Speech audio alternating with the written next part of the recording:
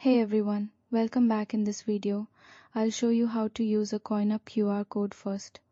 Open the CoinUp app and go to the deposit, receive, or send section depending on what you want to do.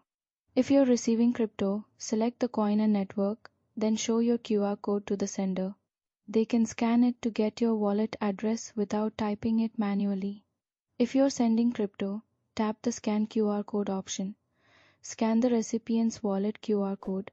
Verify that the wallet address and blockchain network are correct. Enter the amount and confirm the transaction.